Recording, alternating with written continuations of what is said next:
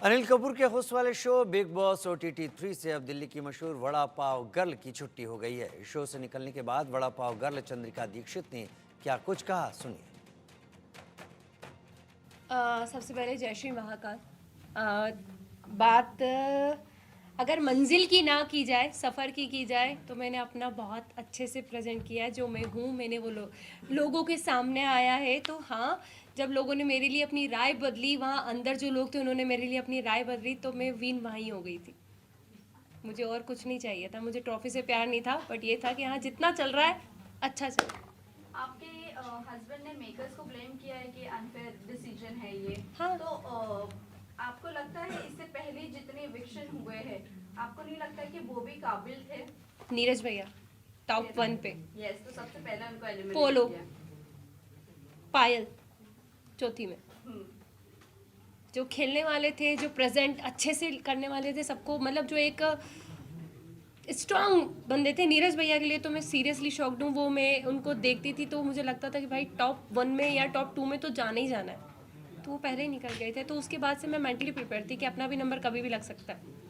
चंद्रिका, आपने गेम खेली, लेकिन आपको ऐसा नहीं लगता है कि मलिक फैमिली के अराउंड ही आपका गेम घूमता रहा एंड आप इविक्ट होकर बाहर नहीं, निकल मैं गेम खेलने पे एक पॉइंट कहना चाहूँगी। मैंने गेम खेली नहीं, मैं जो थी मैं वहाँ थी। मुझे एक घर मिला था, घर के अंदर 16 लोगों से मुझे डील करना था, 16 डिफरेंट माइंड के साथ मुझे डील करना था।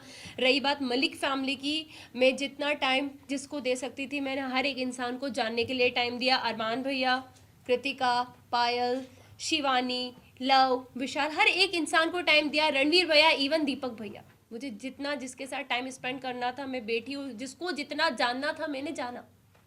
चंद्रिका, कहीं ना कहीं आपने विशाल को बहुत ज्यादा डोमिनेट किया शो में। वो हमें सामने एज अ ऑडियंस देखने को भी मिला। बहुत ज्यादा आपने च्युइंगम की तरह उससे खींचा, जो कि कहीं ना कहीं वो गलत ही हमें दिखा। और जहाँ तक अरमान मलिक की बात करें, उन्होंने थप्पड़ के बाद उनका रिएक्शन आना बंद कर दिया, बट आप बार बार टोन कर रही थी विशाल को। अगर विशाल के बाहर के अगर मुंबई को ऑडियंस देखी जाए तो विशाल को कहीं ना कहीं सब जानते हैं, एज अ मीडिया फ्रेंड हम भी जानते हैं। आई थिंक वीडियो सभी के सामने बाहर आया था, ठीक है। हम 16 लोग जो एक घर के अंदर होते हैं, हमें नहीं पता बाहर क्या जा रहा है क्या नहीं जा रहा। हर वक्त हम किसी इंसान के साथ नहीं बैठे होते कि किसके साथ क्या है क्या नहीं है, ठीक है। मुझे विशाल पे, कैरेक्टर पे कोई उंगली उठाई नहीं।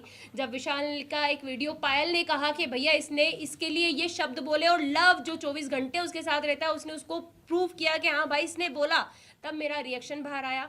सेकंड, जब कृतिका ने अपने छोटे कपड़े जितने थे वो वापस कर दिए कि भाई मैं नहीं पहन सकती, तब मुझे लगा कि यार क्यों किसी के लिए अपना आपको चेंज किया इस लड़की ने। वो खुल के जी भी नहीं पा रही, कपड़े भी नहीं पहन रही, हाँ ये गलत लगा।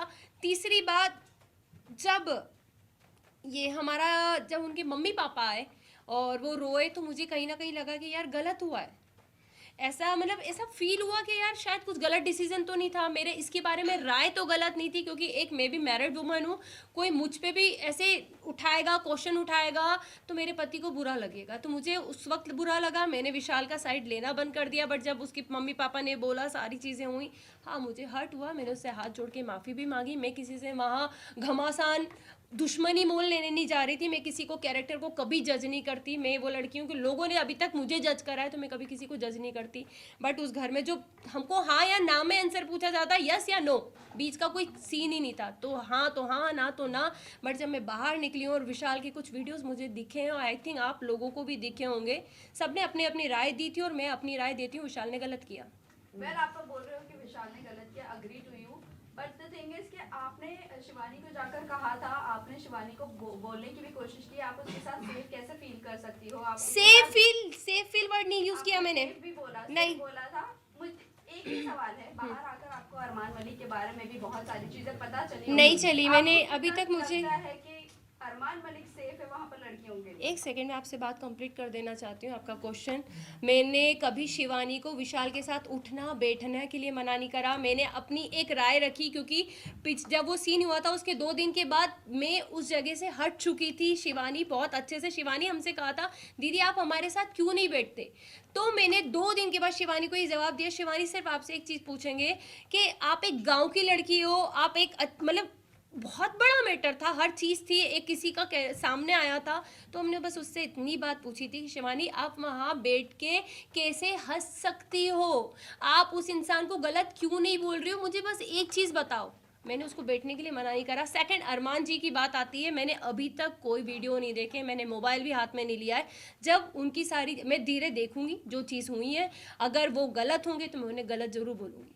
चंद्रिका, Last आपने question. रणवीर सर की बात करें तो उन्हें भी आपने बोला था कि विशाल और रणवीर जिस तरीके से लड़कियों को देखते हैं, छोटे कपड़े पहना, हम अनकंफर्टेबल हो जाते हैं। हमने एक clip में सॉरी, देखा था। मैंने रणवीर का नाम यूज आज तक नहीं किया होगा।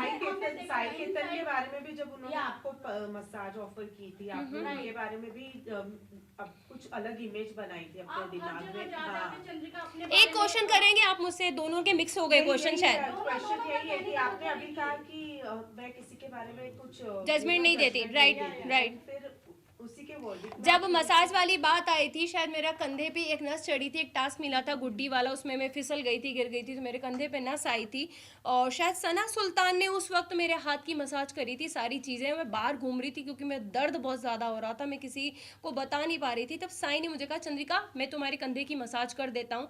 उसको मैंने हमेशा एक भाई की नज़र से देखा है, ज़्यादा बात मैं करती हुई उससे नहीं दिखी हुई होंगी, क्योंकि हाँ ज़रूरी नहीं है कि साथ बैठोगे तो ही इज्जत है, दूर से भी इज्जत थी, सलाम था, हर चीज़ थी। बट मेरे को पता था कि मेरा इंसान बाहर बैठा है, मेरा ऑलरेडी लोग मुझे हर चीज़ के लिए जज कर देते हैं। शायद वो उस दिन मेरे कंधे की मालिश करता तो लोग मेरे पति को कहते देख भाई तेरी पत्नी गुल खिला रही है अंदर, देख वो एक, क्योंकि मैं उन चीज़ों से निकली थी, हर एक वर्ड के लिए मुझे जज किया जाता था, तो मुझे पता था कि मुझे बाहर कैसे जज किया जाएगा। इसलिए मैंने कहा था कि भाई मेरा बाहर आदमी बैठा है, शायद उसको वो चीज़ गलत लग जाएगी, लोग गलत समझ लेंगे, क्योंकि अभी भी सेम विशाल के साथ वही हुआ है, बोला कुछ बाहर कुछ आया, सेम मेरा भी यही था कि मैं करूंगी कुछ, जाएगा कुछ और। बस